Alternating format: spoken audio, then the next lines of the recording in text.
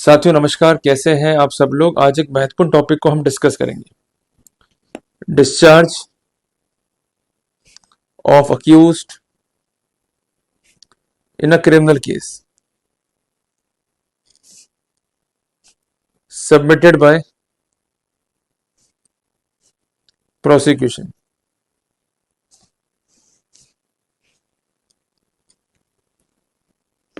Bye magistrate. देखिए, जिस point पर मैं चर्चा करूंगा, ये पॉइंट जो है जुड़ा हुआ है सेक्शन 262 BNSS से। इसके अलावा बात किस पर होगी? उन मामलों में जो जुड़े हुए हैं वारंट केस से on police report.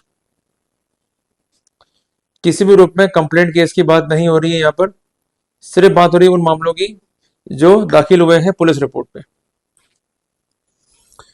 Section 262 BNSS में दो नियम है।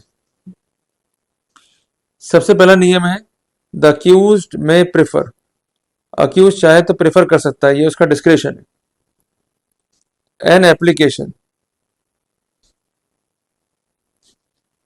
फॉर डिस्चार्ज, उसको प्रेफर करना है 60 दिन के अंदर अंदर। और ये पीरियड कब से स्टार्ट होगा? From date of supply of copies of document under section 230 of BNSS। ये सबसे इंपॉर्टेंट पॉइंट है। जब तक डॉक्यूमेंट सप्लाई नहीं होंगे आपको, तब तक जो लिमिटेशन पीरियड है वो स्टार्ट नहीं होगा। अब क्या कहता है सेक्शन 230 BNSS का, कि जब भी कोई मामला पेश होगा और मामला है पुलिस रिपोर्ट पे, तो यह कर्तव्य है संबंधित न्यायाधीश का कि वो अश्योर करे supply of copy of documents to accused free of cost. उन डॉक्यूमेंट्स में क्या डॉक्यूमेंट्स होंगे? FIR, दूसरा होगा पुलिस रिपोर्ट, इसको हम कॉमनली कहते हैं चार्जशीट, जिसके लिए सेक्शन लागू है 193 BNSS। और जो FIR है उसके लिए सेक्शन लागू है 173 BNSS। इसके अलावा जो स्टेटमेंट रिकॉर्ड हुए हैं as per section 180 of BNSS, उनकी कॉपीज। स्टेटमेंट जो रिकॉर्ड हुए हैं एज पर सेक्शन 183 BNSS, उनकी कॉपीज। इसके अलावा कोई कन्फेशन है, उनकी कॉपीज। और कोई डॉक्यूमेंट या उसका एक्सट्रैक्ट अगर प्रेफर हुआ है या फॉरवर्ड हुआ है मजिस्ट्रेट को as per section 193 sub clause 6 of BNSS, उन सबकी जो है कॉपीज देनी पड़ेगी। पर जहां प्रैक्टिकली पॉसिबल नहीं है कॉपीज देना फिजिकली, क्योंकि डॉक्यूमेंट जो है बल्कि है, वहां पर इलेक्ट्रॉनिक मोड से भी कॉपीज को दे सकते हैं अगर ऐसा करता है मजिस्ट्रेट, और कोई भी आपत्ति नहीं है नेगेटिव वे में, तो ऐसे सिनेरियो में ये ड्यू कंप्लाइंस जो है माना जाएगा सेक्शन 230 BNSS का। इसलिए बार बार मैं कहता हूं कि जब भी आप डॉक्यूमेंट ले रहे हो तो आप फर्द दस्तावेज और फर्द गवाहन को जरूर चेक करो। कई बार क्या करता है एजेंसी प्रोसिक्यूशन का कि डॉक्यूमेंट आपको दे देगा अपटनी, या प्रॉपरली उनकी फोटोकॉपी नहीं होती है, या प्रॉपरली जो है पेजिंग नहीं होती है। जो भी डॉक्यूमेंट कोर्ट में पेश होंगे एग्जैक्टली वही कॉपीज मिल जानी चाहिए आपको। अगर नहीं मिल रही है आप रिफ्यूज कर दो, मेक द ऑब्जेक्शन। अगर ऑब्जेक्शन नहीं करोगे, चुपचाप रिसीव कर लोगे, तो आप ही मारे जाओगे। क्लियर है बात ये साथियों? नियम नंबर 1 से हमें निष्कर्ष निकाल सकते हैं, जो कि पार्ट एंड पार्सल है सेक्शन 262 BNSS का, कि एप्लीकेशन फॉर डिस्चार्ज आपको पेश करने के लिए कोर्ट बाध्य नहीं कर सकता। आप चाहे तो अर्जी पेश करें, चाहे तो पेश नहीं करें। दूसरी बात, ये अर्जी आपको पेश करनी है 60 दिन में, जब सेक्शन 230 BNSS की कंप्लीट जो है कंप्लायंसेस हो जाए। इससे पहले आप बाउंड नहीं हो इस कॉन्टेक्स्ट में। पर एक बात ध्यान रखिएगा कि objection must be on record regarding section 230 of BNSS। अगर ऐसा आप नहीं कर रहे हो तो ये आपका फॉल्ट गिना जाएगा। अब आते हैं सब सेक्शन 2 पे या नियम नंबर 2 पे। If upon considering the police report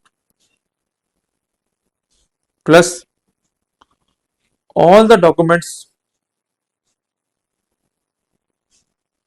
forwarded as per section 193 of BNSS, and after making such examination, if any of the accused, either physically or through electronic means, the magistrate thinks necessary, and after giving the accused and prosecution an opportunity of being heard, magistrate मानता है कि charge जो है वो groundless है, तो वहां पर अक्यूज को डिस्चार्ज करेगा और इसके लिए रीजंस को भी जो है वो रिकॉर्ड करेगा। तो सबसेक्शन नंबर 2 क्या कहता है कि क्या कंसीडर करना है सिर्फ पुलिस रिपोर्ट को, वो सभी डॉक्यूमेंट्स को जो फॉरवर्ड हुए हैं as per section 193 of BNSS। इसके अलावा मजिस्ट्रेट चाहे तो एग्जामिन कर सकता है अक्यूज को फिजिकली या थ्रू इलेक्ट्रॉनिक बोर्ड, पर प्रैक्टिकली क्या होता है कि कोर्ट जो है सुनता है चार्ज बहस, जिसमें अक्यूज जो है अपना पक्ष रखता है और सरकार जो है उसका अपोज करती है, और कोर्ट ये मानता है कि चार्जेस जो है ग्राउंडलेस हैं, तो कोर्ट जो है डिस्चार्ज कर देगा अक्यूज को। ये प्रैक्टिकल वे में मैं आपसे जो है बातचीत कर रहा हूँ। उदाहरण लेंगे, मान लीजिए कि ए ने बी पे केस किया कि बी ने मुझसे करीबन 10,000 रुपये उधार लिए, चुकाए नहीं, और अल्टीमेटली मुझे चीट किया और पैसा जो है उसने हजम कर लिया। अब ये मैटर रिपोर्ट हुआ पुलिस को, पुलिस ने क्या किया, यहाँ पर FIR भी कर दी और चार्जशीट कर दिया बी को। तर्क ये है बी का कि ये उधार का मामला है और जो मामला उधार का है वहां पर चीटिंग का केस नहीं बनेगा, पर पुलिस ने ये बातचीत जो है कंसिडर नहीं करी। तो ऐसे सिनेरियो में जो जजमेंट है सुप्रीम कोर्ट के, जो ये कहते हैं कि अगर मामले उधार के हैं तो वहां पर आपराधिक मामला नहीं चलेगा चीटिंग का, उन्हें मजिस्ट्रेट जो है कंसिडर कर सकता है to conclude the charge is groundless. Clear हो गया अपने को? तो जब भी आप बात करेंगे ऑन पॉइंट की चार्जेस जो है ग्राउंडलेस हैं, तो आपको लॉ पॉइंट पर जोर देना होगा, नंबर 1। दूसरी बात, अगर फैक्चुअल पॉइंट पे जोर दे रहे हैं तो फैक्ट्स शुड बी अनकॉन्ट्रोवर्टेड। अगर फैक्चुअल डिस्प्यूट्स हैं और कंट्रोवर्सी है तो वहां पर आपको फायदा नहीं मिलेगा इस सेक्शन का।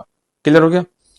और इसके अलावा एक बात ध्यान रखिएगा, कई बार ऐसा होता है कि हम लोग अपना मेमोरेंडम जो है सौंपते हैं पुलिस को, और उसमें आपकी क्वेरी आती है कि मेमोरेंडम देने का बेनिफिट क्या है। अगर आप मेमोरेंडम दे रहे हैं, उनको लॉ पॉइंट्स लिख के दे रहे हैं, फिर भी कंसिडर नहीं कर रहे हैं उन पॉइंट्स को, तो बेसिकली ये पार्ट एंड पार्सल था 193 BNSS का। अगर वो डॉक्यूमेंट विदहेल्ड कर लेता है प्रोसिक्यूशन, तो आप सेक्शन 94 BNSS की लाइट में वो डॉक्यूमेंट तलब करवा सकते हैं।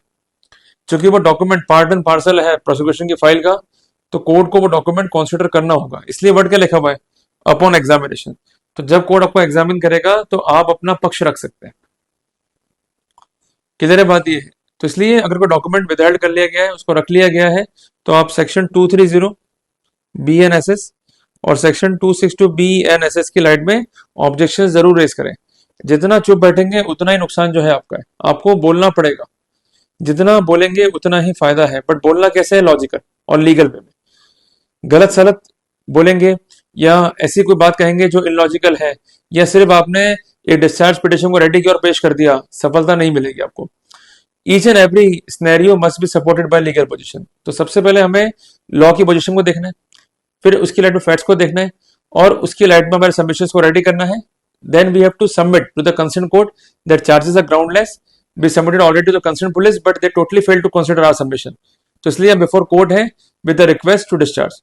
अगर इस तरीके से आप आगे बढ़े तो निश्चित तौर पर सफलता मिलेगी। तो जल्दी मिलेंगे अपन एक नए टॉपिक के साथ। टिल देन, जय हिंद, जय भारत।